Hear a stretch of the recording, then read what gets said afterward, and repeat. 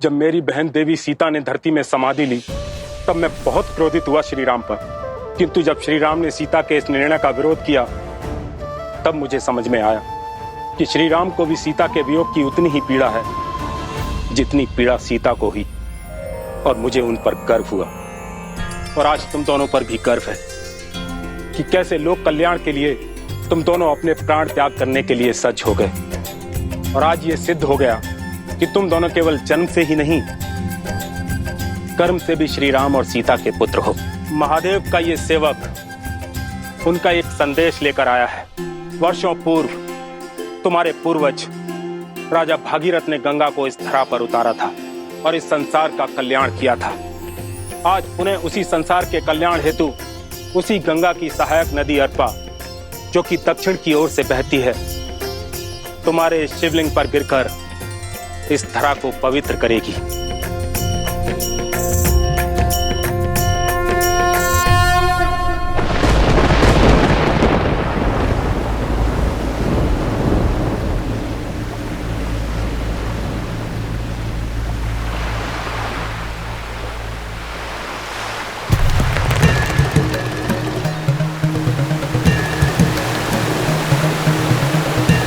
धन्य हो महादेव।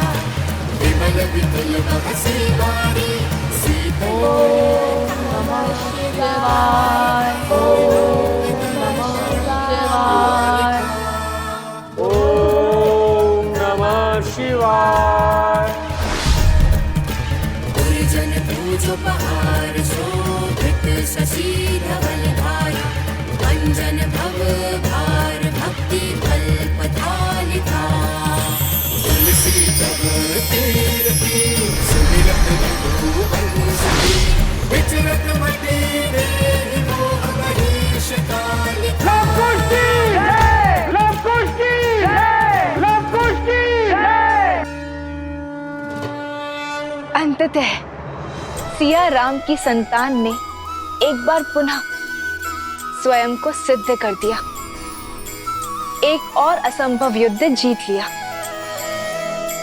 परंतु महादेव, पहले पिता से पृथक होने का दुख, फिर अपनी माता को खोने का दंश, और अब जगत कल्याण के पथ पर आए अनगिनत कष्ट। क्या लवकुश की इतनी परीक्षाएं उचित है? क्या उनसे सुख और शांति से जीवन जीने का अधिकार छीनना न्याय संगत है? देवी, हर परीक्षा अपने साथ एक नई सीख लेकर आती है। लवकुश के जीवन में आई ये परीक्षाएं उनके लिए एक नई सीख तो लाई ही हैं, साथ ही संसार के समक्ष कुछ सिद्ध करने के लिए भी आई हैं। यूं समझ लीजिए कि सत्य का आवरण हटाने के लिए ही उत्पन्न हुई है। कैसा सत्य महादेव? वही सत्य देवी जिसे आपने जाना है, जिसे लवकुश ने अनुभव किया है, जिसे श्री राम ने जन्म से पाया है, और अब लवकुश अपने कर्म से पा रहे हैं। इनके भीतर से निकली ज्योत सारे संसार को जगमग कर रही है, अर्थात इनका मन पूर्णतः स्थिर है। हाँ देवी, जो स्थिर है वही जागृत है, और जो जागृत है वही संसार का उपकार करने में सक्षम है, जगत को बदलने की शक्ति रखता है। जिस निष्ठा और धैर्य के साथ लवकुश ने निरंतर ये जप तप किया है, वो उनकी जागृति का ही तो प्रतीक है। ये सिद्ध करता है कि लवकुश संसार में धर्म का प्रकाश बनेंगे। अपने शौर्य और धर्म की ज्योत से संसार को ज्योतिर्मय करेंगे, श्री राम की विरासत को, राम राज्य को आगे ले जाएंगे।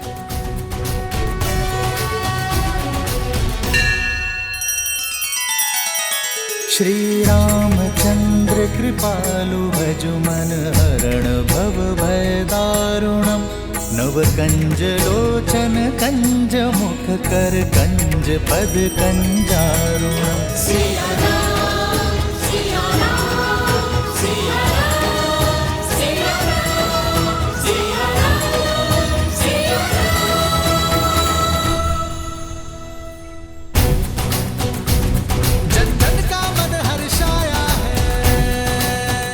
राजकुमार लव, राजकुमार कुश, आपने हमें संकट से तो मुक्ति दिला ही दी, हमारी ओर से एक प्रार्थना और स्वीकार कर लीजिए। हमारे राज्य को कौशल की शरण में ले लीजिए और उसकी बागडोर संभाल लीजिए। जो भी राज्य श्री राम की शरण में आएगा उसे तो हमें स्वीकार करना ही होगा, किंतु इस राज्य की बागडोर लव नहीं, केवल कुश संभालेगा।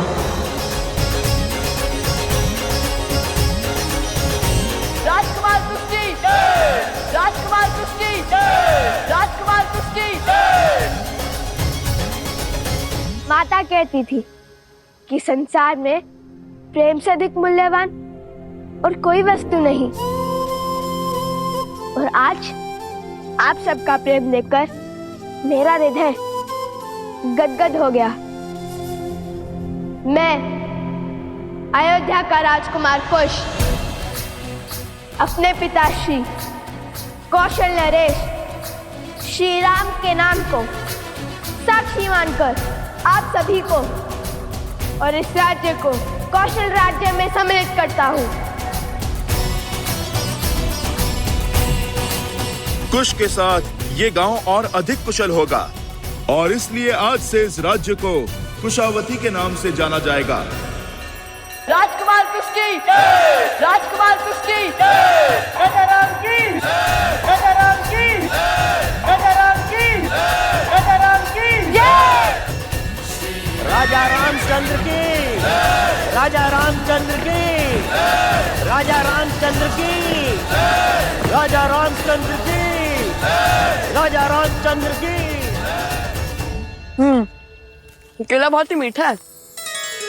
परिश्रम से जो मिला है, जैसे आप दोनों के परिश्रम का प्रसाद मिला।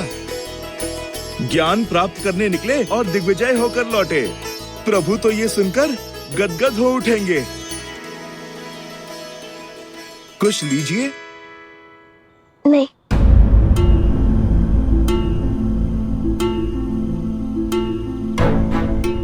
क्या हुआ हनुमान जी, रुक क्यों गए? तुम और भोजन के लिए मना करो, तनिक असंभव प्रतीत होता है। बात भूख की नहीं है, वो मामा श्री वासुकी से मिलकर माता का स्मरण हुआ है बस।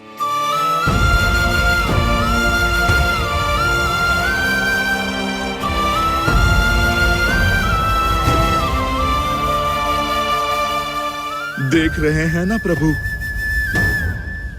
जो पीड़ा आप सह रहे हैं, आपके पुत्रों को भी उसी का दंश सता रहा है।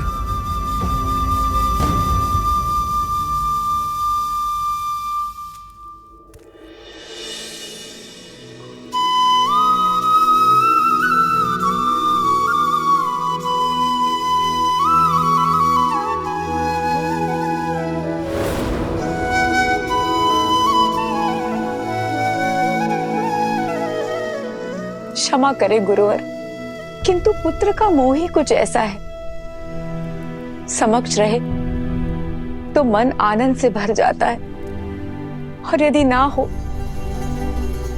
तो आंखें भर आती है। आज मेरे मन में सहस्त्र प्रश्न उठ रहे हैं। क्या अयोध्या को कभी संपूर्ण सुख की प्राप्ति होगी? क्या हमारा परिवार कभी चैन की श्वास ले पाएगा? क्या संकट, क्या परीक्षा और कष्ट की ये घड़ी कभी समाप्त हो पाएगी? कितना समय हो गया रघुकुल के अंशों ने साथ मिलकर आरती नहीं की। राम कुल और प्रजा के दायित्व को निभाने के लिए यात्रा पर निकला है। भरत उसके साथ युद्ध भूमि में है और मेरे पौत्र वो तो आने वाले समय के लिए स्वयं को सज्ज करने के मार्ग पर अग्रसर है। गुरुवर, क्या हमारे जीवन में केवल वियोग का दुख लिखा है?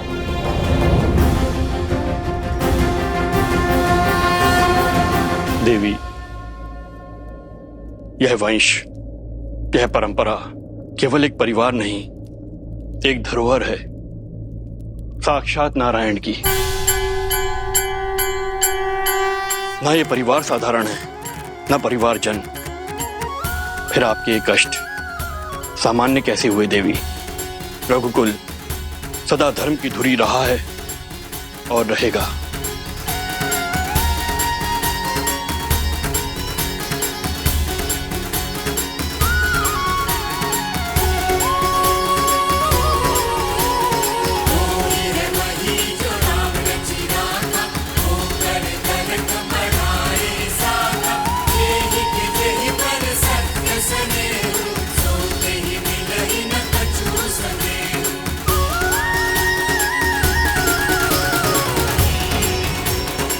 सूर्य वंश है ये।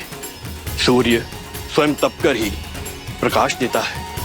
स्वर्ण के आभूषण को बनाने वाली भट्टी को आंच सहनी पड़ती है।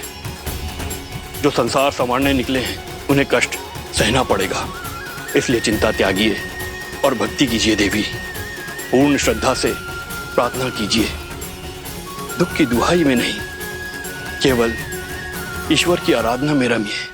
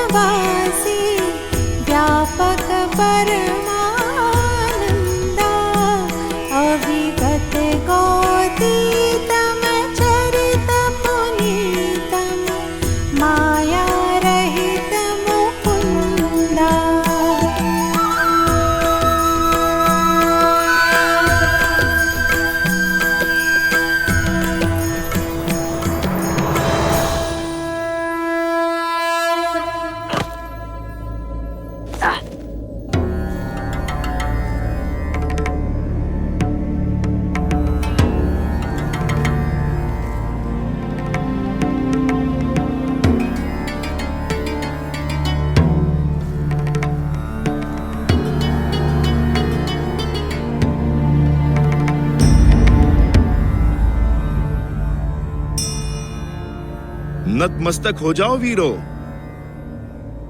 हम भगवान विष्णु के बहुत प्राचीन मंदिर में खड़े हैं। चलो कुश, अब संसार की दिशा सुधारने वाले भगवान विष्णु के पूजन स्थल को सुधारे।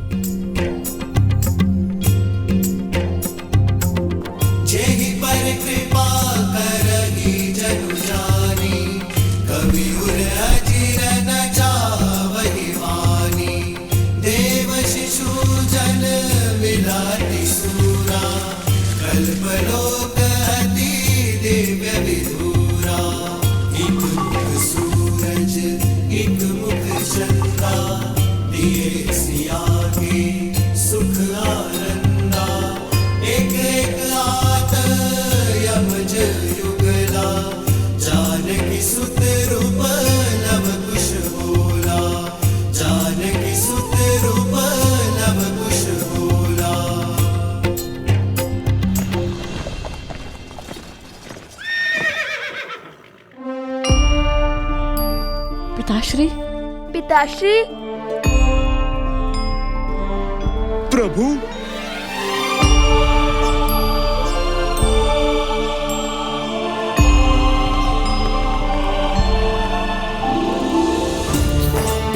पिताश्री, पिताश्री।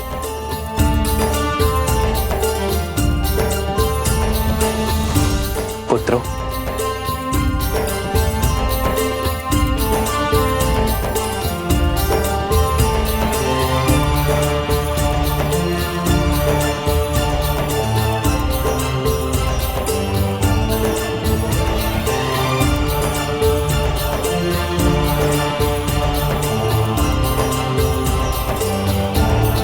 चाचा श्री,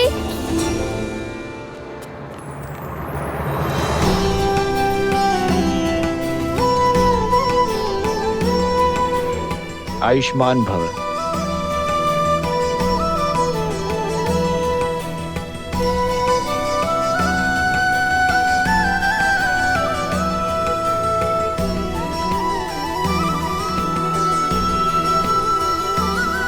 प्रभु वो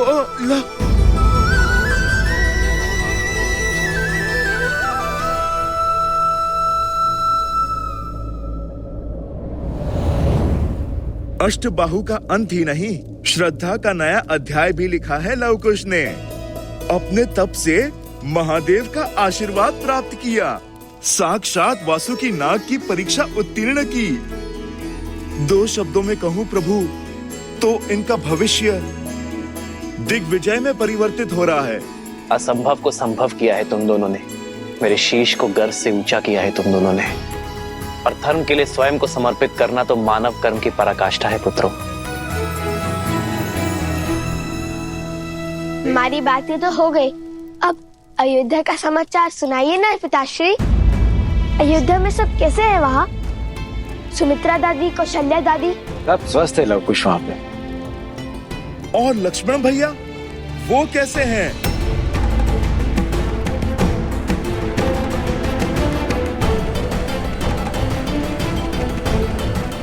अयोध्या सकुशल है हनुमान, चिंता की कोई बात नहीं है। और रहा मेरे लक्ष्मण का प्रश्न, तो वो अपने इस भ्राता अपने राम की प्रतीक्षा में है। आपको उन्हें कहना होगा कि वो मुझे मृत्यु का ये दंड भोगने की आज्ञा दे दे। चाहिए हनुमान जी, और शुभ समाचार लेकर ही लौटिएगा। अयोध्या की लाज अब आप ही के हाथ में है। भैया, इतने समय के पश्चात लवकुश से भेंट हुई, आज रात्रि हम यहीं रुक जाएं? अवश्य भरत।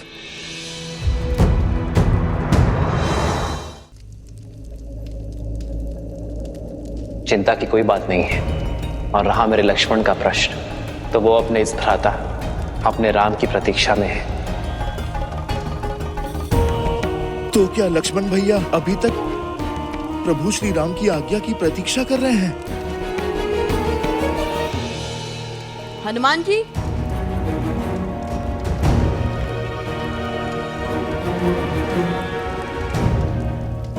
क्या बात है?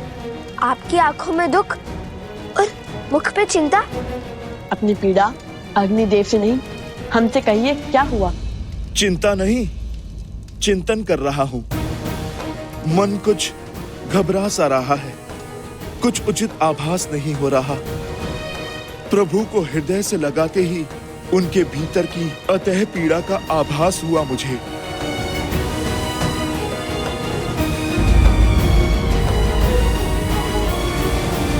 पीड़ा? कैसी पीड़ा? वो तो ज्ञात नहीं, किंतु इतना अवश्य है कि प्रभु और भरत भैया हमसे कुछ छुपा रहे हैं। अपने भीतर की पीड़ा हमसे कहने में कतरा रहे हैं।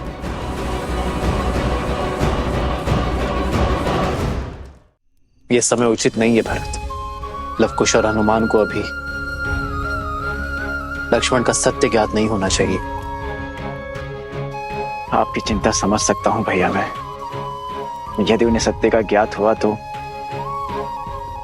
धर्म के जिस पद पे वे अग्रसर हैं, इससे कहीं पीछे ना हट जाएं। अपने संताप में वे कहीं धर्म की हानि ना कर बैठे। लवकुश से अधिक चिंता मुझे हनुमान की है। मेरे जीवन की तो केवल एक ही प्रतिज्ञा है, अपने प्रभु की सेवा और प्रभु श्री राम की रक्षा। और मुझे इस जीवन में जब जब किसी भी अनिष्ट का आपके प्रति आभास होगा, मैं तब तब प्रभु उस आभास का निवारण करूंगा।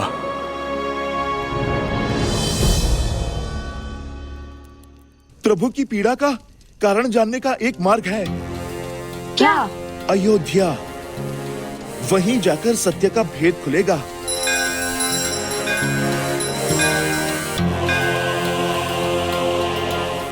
मैं यूं गया और यूं आया।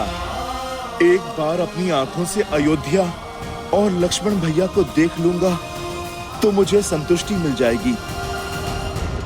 उचित है, जैसी आपकी इच्छा। लक्ष्मण काका श्री को हमारा प्रणाम कहिएगा। और इतना तो हम भी जान गए, जब तक श्री राम भक्त हनुमान को संतुष्टि नहीं मिलेगी तब तक न उनका पग रुकेगा और ना चिंता। शीघ्र लौटिएगा हनुमान जी। रात्रि भोज में आपकी प्रतीक्षा रहेगी।